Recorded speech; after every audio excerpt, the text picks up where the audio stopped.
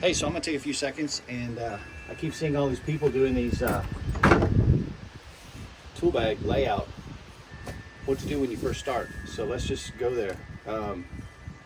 When I first started, I was told have a hammer, have a tape measure, and at the time, let's see if I can find one. Well, this is kind of big. This is 35. Here, let's do a 25. Or a 30, whatever. So they, the guys would say, hey, you need a tape measure at least 25 feet long, maybe 30.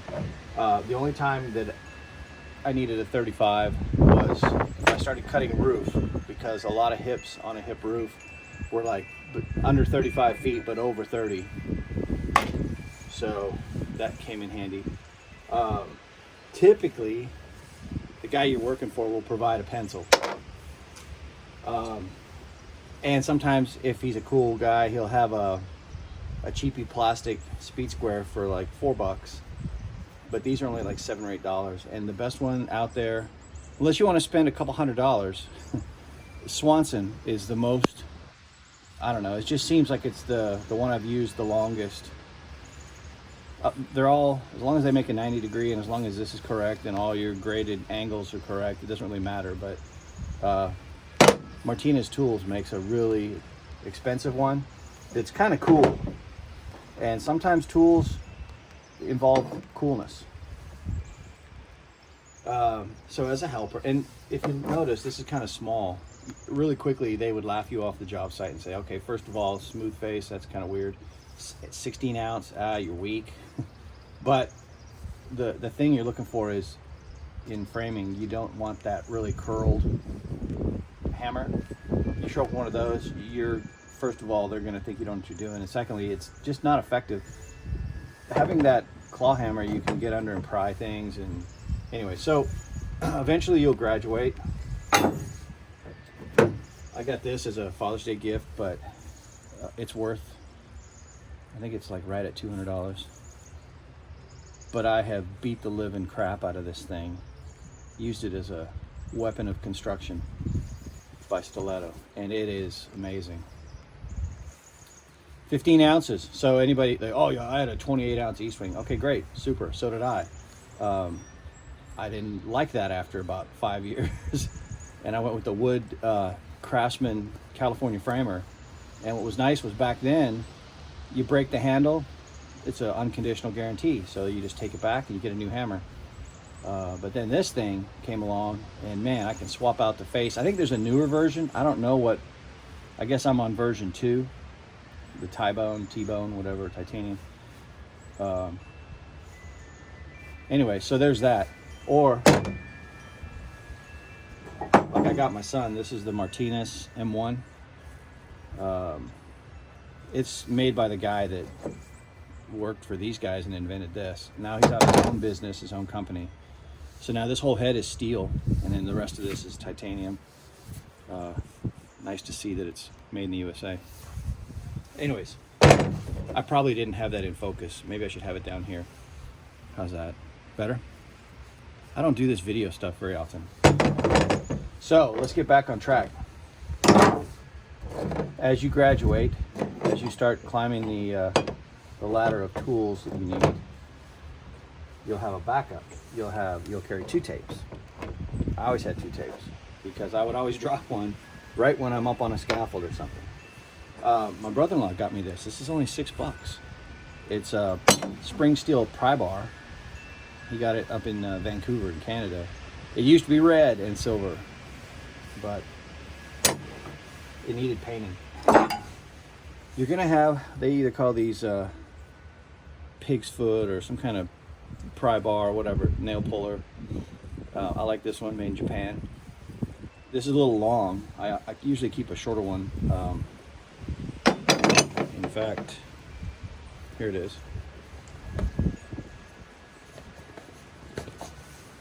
So there, little Vaughn. These are so super handy. You got to lift a window up a little bit or just whatever. It's kind of tough on pulling nails because it's so tight right there. What else? Oh, so bags. Any kind of bags, man. When you first start, just get a pair of bags. This came for free with a kit that I got. You can see it's black and yellow. It used to have DeWalt on there somewhere. These were free. They came in the box with the chop saw, and I have used those my entire framing career. As you can tell, something wouldn't fit, you just cut yourself a hole. I never used these loops. They just, I guess, were just excess weight. And it came with a belt and everything. So I recently spent the money, and I'm not even framing anymore, but I've always thought Occidental was cool. So when you get the money and you want to invest in something good, these Occidental 7-baggers are really amazing. So let's pull out some more stuff you might need. There, okay. So bags.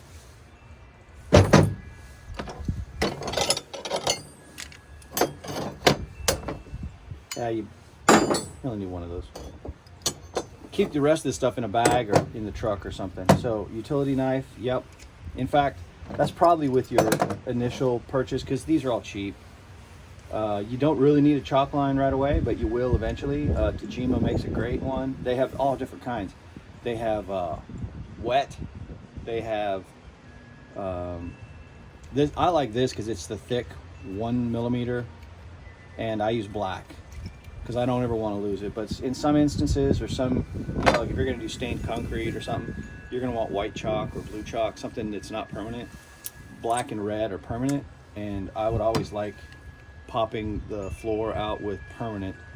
I've had floors get rained on, and a buddy of mine framed a house, then later it burned down, and he went back and rebuilt it, and the pop lines were still visible on the slab, so that was kind of cool. I always have a little pair of vice grips. These are the 5-inchers. They make a 4-inch that's kind of cool, so it just depends. I had the 4-inch in these new bags, and it slid down too far to get. But those come in super handy. When you shoot a brad and it fails, you either got to use that or this. And this is pretty good because if you can get a bite on it, it's really smooth, so you can kind of pull it. And I don't remember what brand. Being that they're blue handles, I'm going to assume this is Channel Lock, but nowhere on here is there a name, so I'd have to clean this tool a little bit. And then eventually you'll pick one of these up. Here's the thing you're going to do. You're going to start finding it a hobby to go through Home Depot, and you'll feel an urge, almost like gravity, to be pulled into their tool section, or Lowe's, Tool World, or wherever, any place you go. I used to go through Sears and go through their Craftsman section, but you'll feel the pull, and you'll know that you're in the right industry when you're trying to find ways on how you can get this next thing, because you might need it somewhere. I told myself that so many times. That's about it. Yeah, there's a chisel. As a framer, I really rarely had a use for a chisel. There's a couple times where something would need to be just shaved, but I cut it right the first time. I don't have to worry about chiseling anything later. That's another thing, is just thinking ahead. If you're just starting out, the best advice I can give somebody starting new is pay attention to everything you're doing and look at what the people you're supporting are doing. So if your boss is transitioning from popping out the walls and he's had you cut all the headers and make up all the makeup, or whatever we called it, he's going to start wanting to raise walls. So you need to lay the studs out in front of him, and you need to lay them up on their edge, crowned all the same. Crown them all up, because if you crown them down, they'll rock. They'll teeter. So you're going to start prepping, and then while you're going back to get another armload of studs, look down and see what the air hose is doing, see where the extension cords are, and constantly try to think about how you can make things untangled and more efficient. And that'll help you as you think ahead. You'll be imprinting exactly the process that works. And if you're some kind of like localized genius, maybe you will see something that down the road you can make a suggestion on how to improve. But the most valuable tool on that job site for that contractor is having an employee that can think ahead and stage things efficiently for him. Because there's nothing like being on a job site where people all work in concert like that and things fly. You'd be amazed how much you can get done. So there you go. Hope this helps. And then eventually down the road, yeah, see, you're just gonna get stupid. I'm not even a framer anymore, and I had to update the, hang on a sec.